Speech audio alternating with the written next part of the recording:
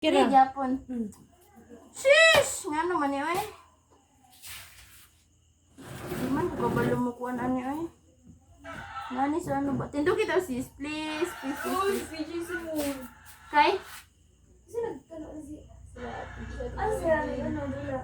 Ito yung PJ Simon. Yung tibayot lang siya. Ay, mo na kung kuha ni kayo kung ticket. Okay, sige na. Para mahuman, barmataon na tayo guys. Okay? Diraan ako no? Obo, hanggang. Basig mo sa bang ano ba no? Ay, ang gano ko. Uy, sugambak, uy. Murag Ang dadaplin, man ka to. Ano ni kanang Dago dago all all star. start din. Ana? Hindi daw, dundugi daw. Wala na kalaban. Ay ko ito Pag na. na-play siya.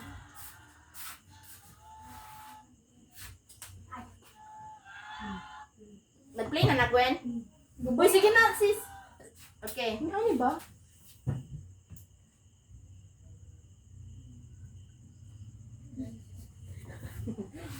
Bend the scene ba? Okay. Lex na oy. Clearance na. Okay. Okay, so next one. Okay, so a good summary must be coherent. So it should make sense as a piece of writing in its own right. It should not merely be taken directly from your list of notes or sound like a disjointed collection of points. So you have to take in your mind that when you're writing a summary, it should be coherent. So it should have a structure. So it doesn't need to be a long one. So it just need to be structured and chronologically patay. Nawala lang ka sa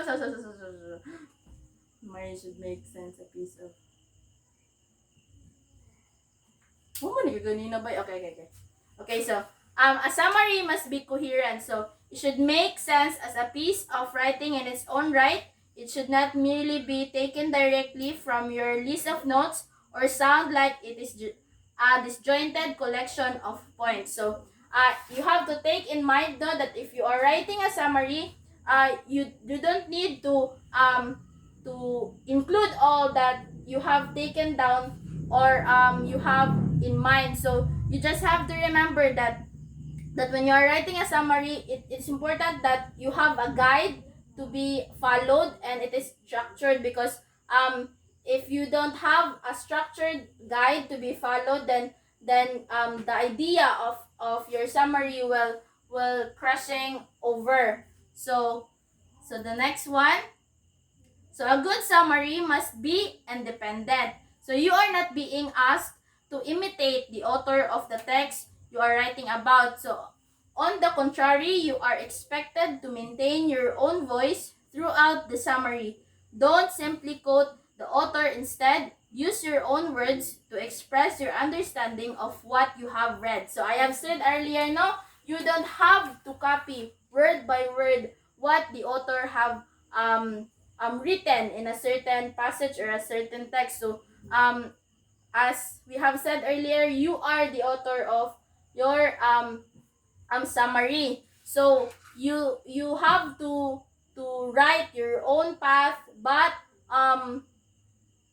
you write your own path, but you don't need to disregard the idea of the author, the main idea. So write it in other words, but don't disregard the idea of the text itself. So don't simply quote the author. Instead, use your own words to express your understanding of what you have read. So it is important now that you use your own words and don't copy word by word the author's text or the author's passage. Don't copy word by word from the author's text or the author's work. Okay, so after all, your summary is based on your interpretation of the writer's points or ideas. So no, it shouldn't have to be the same or identical as what the authors have written. So we have to remember that the summary is just our interpretation of what we have understood the text that we have read.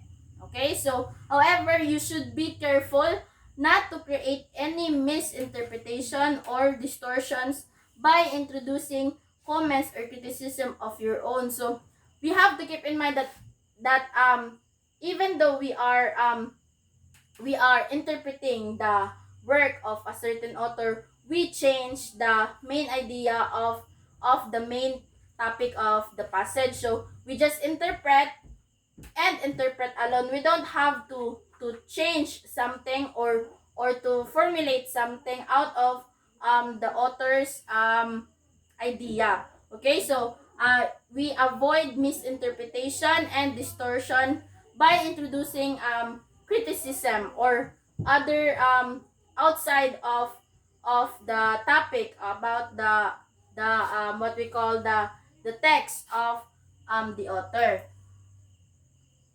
Okay, so it is very important question now. Why summarizing is important? So do you guys wonder why we write summarizing? So di ba you guys wonder why we summarize? What is it important that we summarize text? So here will be some of the answers why summarizing is important. Okay? So summarizing helps you understand and learn important information by reducing information to its key ideas.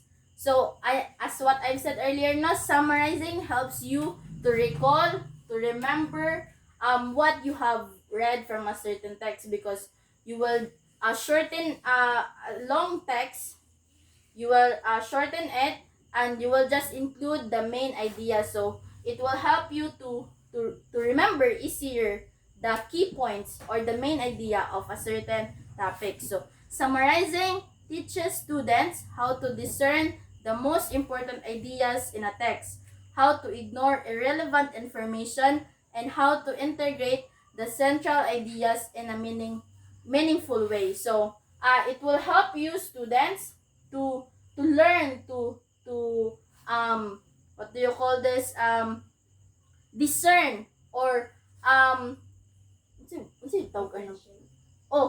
discern or differentiate the important ideas and the unnecessary ideas. So it will help you to know nga what should be included. So in summarizing a text, we should only include the important ones, and we discern or we we avoid including the unnecessary ones. So it also help you it will also help you to integrate the central ideas in a meaningful way. So it will help you students to easily easily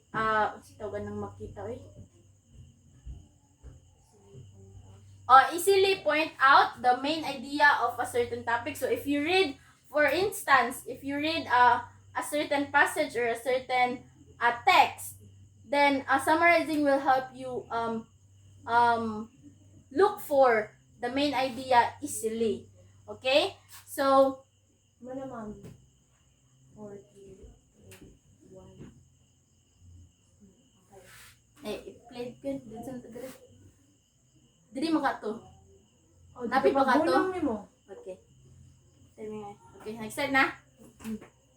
Okay, so teaching students to summarize improves their memory for what is read. Summarization strategies can be used in almost every content area. So, summarizing now improves our memory. As what I've said earlier, it will help us to better recall, to better remember certain topics from a certain passage. So, also, summarization strategies can be used in almost every content area. So, it is important no, that we learn how to summarize, because it is not only applicable for English subject. It could be also applicable to other content area like science, mathematics. So, it is important that you learn summarization for you to be able to not be knowledgeable on every content area that you will be studying. Okay? So, napatay application na. Pila na to? Nabot na kag 20? But na kayo. Sure mo? Okay. Tulo na ka 8, no? Okay. Silang tulo ka 8? 24. Okay. So, alam mo ito pag-end. Mamuta na sa udrebe. Ayate. Last na. Oh, 2 na lang ni. Ay, tulo na ka-slide. Awad. Ina mo.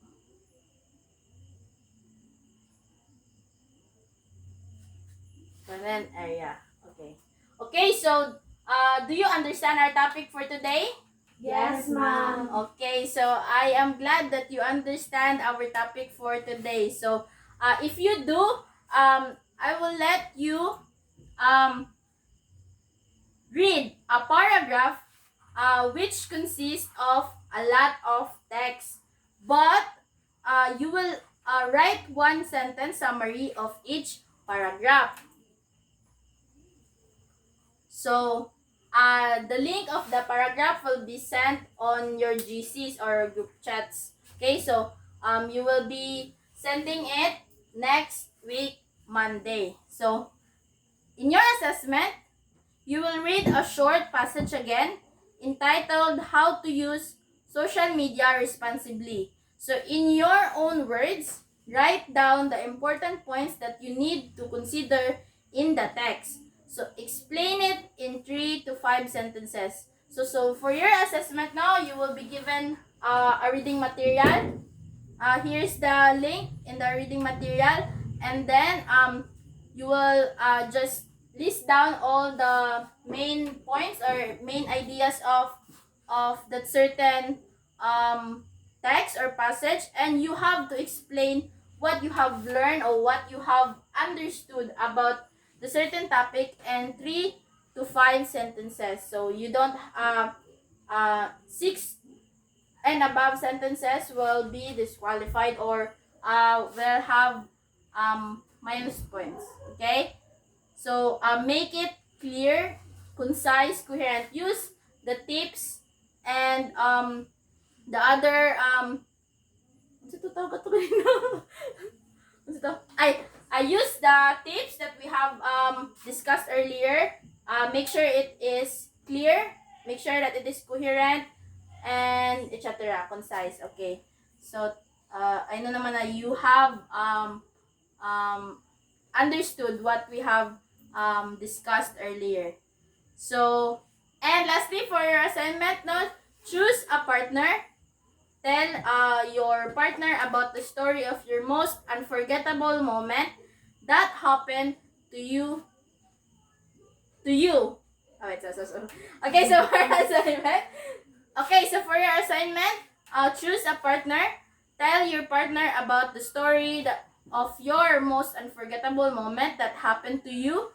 Then, using his or her own words, he or she will write your story and vice versa. So after that, you will be summarizing his or her story. So you will be grouped by pair, and each of you will tell your story, your most unforgettable story, and the other one will write your story. So for example, Miss Blanco will write the story of Miss Indangan, and Miss Indangan will write the story of Miss Blanco. So you will be required 2 submission. So first is the whole story of your partner, and second, the submission will be the summarized story of your partner in 1 paragraph consisting 3 to 5 sentences. So you will be sending me 2 outputs. So the one that the first one is the story of your partner, and the second one is the summarized story of your partner. So in that, I will assess that you have really summarized the story, or you have learned how to summarize a story. So again, the last submission of the assignment will be on Monday next week. So any questions, clarifications? any reactions? None.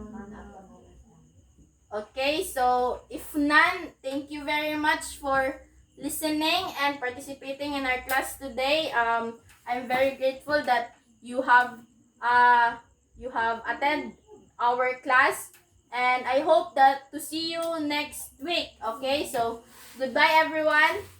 Goodbye and thank you, Ma'am Cargente. Okay, so thank you everyone. Goodbye. Bye, ma'am. Yes! Naman na! Huwag ka niya, wala nakaabot.